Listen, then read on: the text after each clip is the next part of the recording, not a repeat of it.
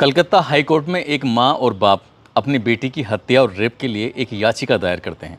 बताते हैं कि साहब पहले हमारे पास फ़ोन पहुंचता है और कहते हैं कि तुम्हारी बेटी की तबीयत ख़राब है, यानी कि वो बीमार है।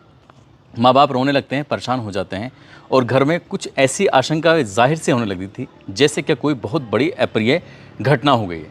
वो बार बार ये जानने की कोशिश कर रहे थे, तब बताया जाता है कि तुम्हारी बेटी ने अपनी जीवन लीला समाप्त कर ली है।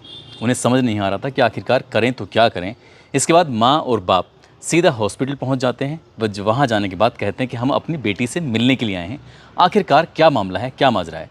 तब डॉक्टर लोग या जो भी वहाँ पर मौजूद होते हैं वो उन्हें कहते हैं कि तुम थोड़ी देर आराम करो, बैठो, पानी वानी पियो, उसके बाद में बात करते हैं। इसी तरह से इंतज़ार करते करते 3 घंटे का समय बीत जाता है, लेकिन माँ और बाप की कोई सुध ही नहीं ले रहा था। जो भी आता था बस आना जाना और एक दूसरे से कानों में खुसर फुसर चल रही थी। वो क्या निर्णय लेना चाहते थे, क्या नहीं, समझ नहीं आ रहा था। तभी कोई व्यक्ति उनके पास आता है और आने के बाद कहता है कि सेटलमेंट कर लो।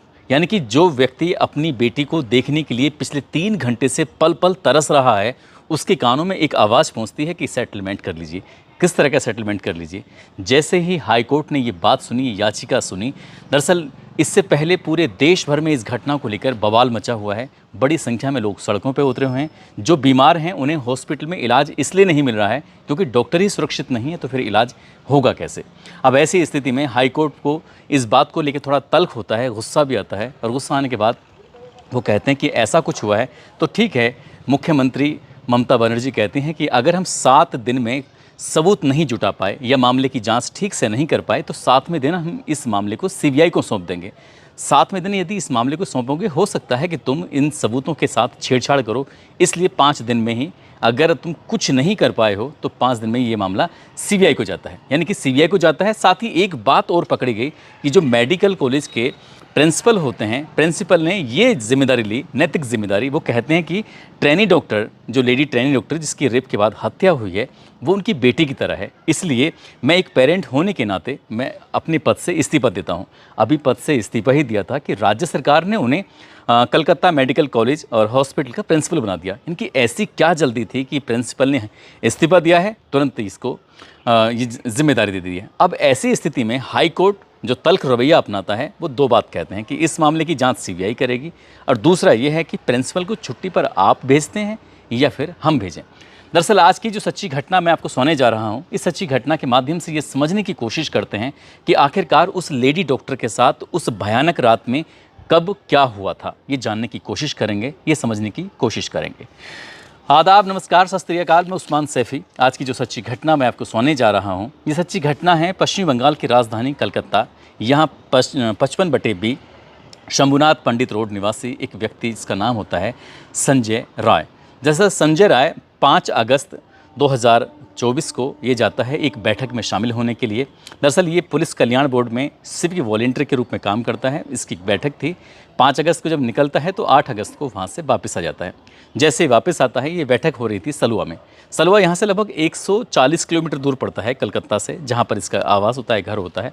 और ये उस बैठक में शामिल होने के बाद सीधा पहुँच जाता है आरजी कर मेडिकल कॉलेज हॉस्पिटल में। वहाँ जाता है, एक दोपहर का समय था, एक मरीज़ को लेकर। दरअसल उस मरीज़ को भर्ती कराता है और भर्ती कराने के बाद फिर वापस वहाँ से चला आता है। रात 8 अगस्त 2024 की रात लगभग 11 बजे के आसपास का वाक़या है। ये उस मरीज़ को, जिसको दोपहर में अभी एडमिट करा के आया था, उस मरीज़ से मिलने के लिए जाता है। उसका एक्सरे वगैरह या फिर और उसको देखने के लिए कि उसकी तबीयत कैसी है, ठीक है कि नहीं है। दरअसल उसको देख कर, जबकि उसके परिवार के लोग भी मौजूद होते हैं, अब यहाँ से वो वापस चला जाता है। वापस जाता है तो रात के लगभग 1 बज जाता है। और 1 बजे अब वो इस मरीज़ से नहीं, बल्कि इसी बिल्डिंग के अंदर किसी दूसरे मरीज़ से मिलने के लिए आता है, उसकी मदद करने के लिए। उससे बातचीत करता है, आज इसका ऑपरेशन होने वाला था, और बातचीत करके यहाँ से निकल जाता है। अब रात के लगभग 1:30 बजे के आसपास यहाँ से हॉस्पिटल से बाहर निकलता है और परिसर में आकर घूमने लगता है। एक कहानी ये है जो संजय राय की चल रही है, जो बैठक में शामिल होता है, हॉस्पिटल में आता है, मरीज़ को दिखाता है, उसके बाद फिर दूसरे मरीज़ को देखने के लिए आता है। इस तरह की कहानी चल रही है। लेकिन एक और कहानी है जो दूसरी कहानी है। दरअसल आपको ये भी बताते चलें, जो ये संजय राय है वो पुलिस कल्याण बोर्ड का एक सिविक वॉलंटियर भी है। और दरअसल एक ऐसी टी शर्ट पहन के घूमता है जिस टी शर्ट पर लिखा है कोलकाता पुलिस। बड़ी संख्या में लोगों को यही मालूम था कि शायद ये पुलिस वाला है, ये पुलिस की तरह चलना, उसकी तरह बात करना और ये बॉक्सर होता है, तो बॉक्सर जो फिटनेस इसकी बड़ी ठीक ठाक सी होती है, तो इसको बड़ी संख्या में लोग यही समझते हैं। और पुलिस के बड़े बड़े अधिकारियों के साथ इसके ताल्लुकात बताए जाते हैं, उनके साथ उठना बैठना था, इसलिए हॉस्पिटल के किसी भी हिस्से में ये जा भी सकता था और आ भी सकता था। शायद किसी को रोकने की, किसी को टोकने की इसमें हिम्मत भी नहीं होती है। एक कहानी जो संजय राय की ये चल जाती है। दूसरी कहानी होती है 31 साल की एक ट्रेनी डॉक्टर होती है, जो कि chest medicine department PG secondary की एक स्टूडेंट होती है, इसी आरजी कर मेडिकल कॉलेज हॉस्पिटल कलकत्ता के अंदर। अब ये इनका रोज़ की नाइट शिफ्ट में इनकी ड्यूटी थी। ये नाइट शिफ्ट में ड्यूटी करने के बाद रात के 11 बजे के आसपास इन्होंने अपनी माँ और अपने पापा से बातचीत भी की। जैसे रोज़मर्रा की तरह घर वालों की फ़िक्र होती है कि हमारी बेटी कहीं बाहर गई है, कैसी है, ठीक है कि नहीं है। वो अपनी माँ से कहती है कि माँ मैं थोड़ा राउंड अप ले लूँ, जाकर मरीज़ों को देख लूँ, मरीज़ों को देखने के बाद फिर आराम से बात करते हैं।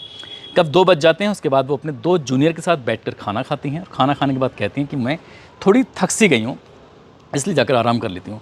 आराम इसी बिल्डिंग के अंदर 4थी मंजिल पर एक सेमिनार हॉल है, उसके अंदर जाती हैं और जाकर वहाँ पर आराम करने लगती हैं। अब ये जाकर अपने लगभग बताया जाता है कि 2 से 3 बजे के बीच का ये वाक़या है, जब जाती हैं उसके अंदर और जाकर आराम करने लगती हैं। उधर जो संजय राव होता है, संजय राव लगभग रात के 3 बजे के आसपास इसी चेस्ट मेडिसिन बिल्डिंग के अंदर प्रवेश करता है। वहाँ जाने के कुछ देर इधर उधर घूमता है और कुछ देर घूमने के बाद सीधा इसके जो सेमिनार हॉल है, उसी सेमिनार हॉल के अंदर जाता हुआ सीसीटीवी कैमरे में कैद हो जाता है।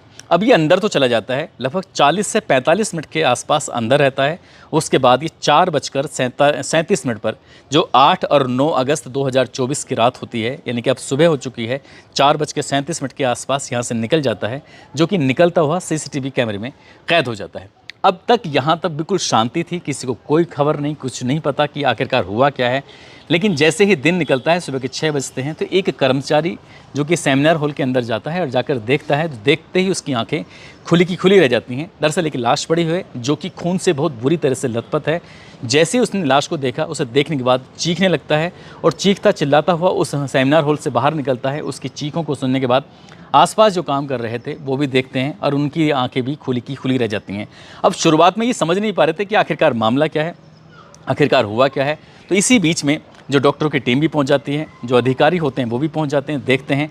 तो इस मामले को कहीं ना कहीं शुरुआत में कि मेडिकल कॉलेज की कहीं इमेज ना ख़राब हो जाए, इसे दबाने की कोशिश की जा रही थी। और इसीलिए उन्होंने शायद जो लड़की के यानी कि लेडी डॉक्टर के माता और पिता होते हैं, उनके पास जो सूचना पहुंची थी, तो पहले बताया गया तुम्हारी बेटी बीमार है, उसके बाद बताया गया कि उसने अपनी ज़िंदगी को खुद ख़त्म कर लिया है, समाप्त कर लिया है, और तीसरी बार उसको बताया गया कि आप एक काम करिए, हॉस्पिटल आ जाइए। और 3 घंटे तक उन्हें अपनी बेटी का चेहरा देखने के लिए इंतज़ार करना पड़ता है। और जब उन्होंने अपनी बेटी को पहली बार देखा था, तो बेटी की स्थिति अर्धनग्न अवस्था में थी, नीचे के हिस्से में कोई कपड़ा ही नहीं था, और जिस रूप में बेटी पड़ी हुई थी, उसे देखकर किसी की भी आँख कोई भी सिहर जाएगा, परेशान हो जाएगा, सोचने पर मजबूर हो जाएगा। जब माँ बाप ने पहले से ही थोड़ा डरे सहमे थे, रो तो रहे थे, लेकिन अपनी बेटी की उस हालत को देखने के बाद उन पर रहा नहीं जाता। फिर इस जो लाश होती है उसको कब्जे में लेकर पोस्टमार्टम के लिए भेजा जाता है हॉस्पिटल में। अब जब पोस्टमार्टम होता है, उसकी रिपोर्ट जो आती है, तो पता चलता है कि प्राइवेट पार्ट से ब्लड बह रहा है, आँखों से खून बह रहा है, मुंह से भी खून निकल रहा है। अब ऐसी स्थिति में जो आशंकाएं व्यक्त कर रहे थे, आखिरकार किसने किया, क्या किया है, चेहरे हो या नाखूनों में भी चोट के निशान पाए जाते हैं। पेट और जो लेफ़्ट पैर होता है उसमें भी चोट के निशान था। गर्दन की हड्डी टूटी हुई थी, राइट हाथ, सीधे जो हाथ था उसमें चोट लगी हुई थी, होठों पर चोट लगी थी। शरीर का ऐसा कोई हिस्सा नहीं था जहां पर चोट के निशान नहीं थे। आखिरकार किसने किया, क्यों किया, पुलिस के लिए सवालों के बहुत सारे सवाल थे। अब पुलिस ने शुरुआत में इस मामले को कहीं न कहीं दबाने की कोशिश की थी। यही कारण है कि माँ बाप को मजबूरन याचिका दायर करनी पड़ी और कोर्ट को इस मामले में हस्तक्षेप करना पड़ा। अब इस मामले की पुलिस जब जांच पड़ताल करती है, जांच पड़ताल करने की एक वजह ये भी बन जाती है कि देखते ही देखते ये मामला सोशल मीडिया पर सुर्खियां बटोरने लगता है। अब चाहे टीवी हो, अखबार हो, अब हर जगह प्रिंट मीडिया सहित जहां देखो वहां पर इसी घटना की कि ट्रेनी लेडी डॉक्टर के साथ इतनी अमानवीय घटना की गई है कि निर्भया 2.0 ये दूसरी घटना बिल्कुल वैसी पहली जैसी घटना के रूप में बन जाती है। किसने किया, क्या किया है। जब पुलिस इन सवालों के जवाब तलाशने की कोशिश कर रही थी, तो लाश के पास एक ब्लूटूथ मिलता है, और जो ब्लूटूथ मिलता है तो इस हॉल के आसपास जो भी देखे जा रहे थे, उन जो देखे गए व्यक्तियों को बुलाया जाता है, और बुलाने के बाद पता चलता है कि इसमें एक ऐसा व्यक्ति है जिसका नाम संजय राय है, जो संजय राय के ब्लूटूथ से वो मैच कर जाता है। अब इस ऐसी स्थिति में संजय राय ने जो कपड़े पहने हुए थे वो कपड़े पहने हुआ था ही नहीं, यानी कि वो बदल चुका था। यहाँ से वो सीधा पहुँचता है एक पुलिस के बैरक में, जाकर वहाँ सो जाता है, आराम करता है। बताया जाता है कि वो शराब का आदी होता है, उस दिन भी शायद उसने शराब पी हुई थी। अब वो वहाँ जाकर आराम करता है, उसकी आँख खुल जाती है, उसे होश आता है कि तूने तो बहुत बड़ा कांड कर दिया है, शायद पकड़ा जाएगा, इसलिए उसने जल्दी जल्दी सबूतों को मिटाना शुरू कर दिया। पुलिस ने जब उसे बुलाया था तो वो अपने जूते साफ़ नहीं कर पाया और जूते पर उसके उस महिला डॉक्टर के ब्लड लगा हुआ था। अब जब आशंकाएं व्यक्त की जा रही हैं कि आखिरकार इस 40 से 45 मिनट के अंतराल में हुआ क्या है, तभी ये इस तरह से कुछ कल्पना की जाती हैं कि जैसे प्राइवेट पार्ट से, तो क्योंकि उसे ब्लू फिल्म यानी कि पॉर्न साइट देखने की अब बुरी आदत थी उसकी, मोबाइल में भी और वैसे भी वो अलग अलग वक्त में देखा करता था, लेकिन पॉर्न साइट में भी उन साइटों को देखा करता था, उन पॉर्न को देखा करता था जिसमें बीभत्स तरीके से किसी महिला के साथ कोई गंदा और घिनौना कृत्य किया जाता है। ठीक उसने वैसा ही घिनौना और गंदा कृत्य किया जिसकी वजह से उस लेडी डॉक्टर के प्राइवेट पार्ट से ब्लड बह रहा था, खून बह रहा था, साथ ही उसकी आंखों में और मुंह से खून आने की जो वजह बताई जाती है। जब इस महिला डॉक्टर ने विरोध करने की कोशिश की तो उसका जो चेहरा था, उसका जो सर था, उसने बहुत तेज़ दीवार में मारा। लेडी डॉक्टर ने चश्मा पहना हुआ था जिसकी वजह से उसकी आंखों के जो चश्मा लगा था उसके शीशा टूट जाता है, जो कि आंखों के अंदर चला जाता है और चेहरे के अंदर भी चला जाता है, यानी कि मुंह के अंदर चला जाता है, जिसकी वजह से आंखों से और मुंह से ब्लड बह रहा था। और ऐसी स्थिति में लेडी डॉक्टर ने बचने की तमाम कोशिशें की, छटपटाई ताकि अपने आप को बचा सके, सेव कर सके, क्योंकि वो बॉक्सर होता है संजय राय, और उसने उसके साथ बॉक्सिंग करनी शुरू की, उसको बहुत बुरी तरह से मारना पीटना शुरू कर दिया। यही कारण था कि उसके चेहरों पर भी चोट लगी, उसके नाखूनों में भी चोट लगती है, उसके पेट में चोट लगती है, उसके लेफ्ट पैर में चोट लगती है, और गर्दन, जैसे उसने लगातार गर्दन को दबा रहा है तो गर्दन की हड्डी टूट जाती है, और राइट हैंड पर भी चोट लग जाती है, होठों पर भी चोट लग जाती है।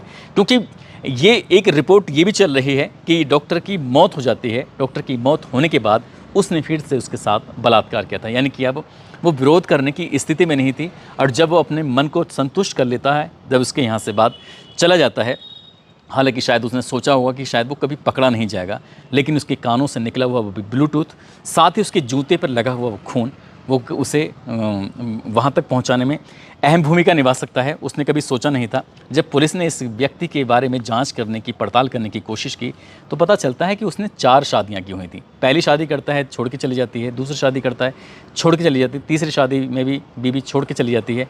एक बीवी की इसकी मौत हो जाती है किसी बीमारी के चलते। अब वो बीमारी क्या थी उसके बारे में तो पता नहीं, लेकिन ये बताया जाता है कि जिस तरह से पॉर्न साइट देखा करता था, गंदी फिल्में देखा करता था, गंदी फिल्में देखने के बाद अपनी बीवियों के साथ भी वो ऐसी ही हरकत करता था, इसलिए वो वहाँ से चली जाती हैं। और जब आसपास के लोगों से ये जानने की कोशिश की जाती है तो बताते हैं कि इसके घर से चीखने चिल्लाने की आवाज़ें भी आती थीं, यानी कि अपनी पत्नी के साथ इस तरह से मारपीट भी क्या करता था। और शायद इसीलिए इसकी बहन से रिश्ते ठीक नहीं थे, क्योंकि ये अमानवीय तरीके से हरकतें करता था। अब ये अपनी माँ के साथ रह रहा था और वो बाहर और या चाहे घर में वो ऐसे रहता था जैसे कि कोई पुलिस वाला हो, यानी कि कलकत्ता पुलिस में।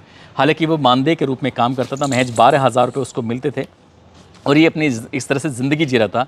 और ये हॉस्पिटल में आना जाना, ये भी जानकारी मिल रही है कि मरीजों को सिर्फ इसलिए हॉस्पिटल में भर्ती कराया करता था जिससे कि उनसे पैसे मिल सकें, क्योंकि किसी भी मेडिकल कॉलेज में मरीजों को आसानी से भर्ती नहीं होते हैं, क्योंकि वहाँ पर मरीजों की संख्या बहुत ज़्यादा हो जाती है और सुविधाएँ ज़्यादा होने की वजह से हर कोई ये चाहता है कि उसको यहाँ पर इलाज हो सके। ऐसी स्थिति में ये शायद दलाल का काम भी करता था और वहाँ पर ये पैसे भी कमाया करता था। लेकिन जिस तरह की शुरुआत में पुलिस की इस मामले को लेकर भूमिका रहती है, क्योंकि इसके बड़े अधिकारियों के संपर्क रहते हैं और परिवार के लोगों से ये कहा जाता है कि सेटलमेंट कर लीजिए। अब वो किस तरह से सेटल करना चाह रहे थे ये समझ में नहीं आता।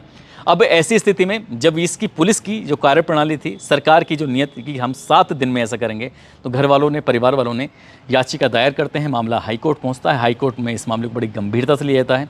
कहते हैं कि आप 7 दिन नहीं बल्कि आप 5 दिन में ही इस मामले को सीबीआई को सौंप दीजिए, क्योंकि पता नहीं आप इस कितने सबूतों के साथ छेड़छाड़ कर दें, इस मामले की जांच जरूर होना चाहिए।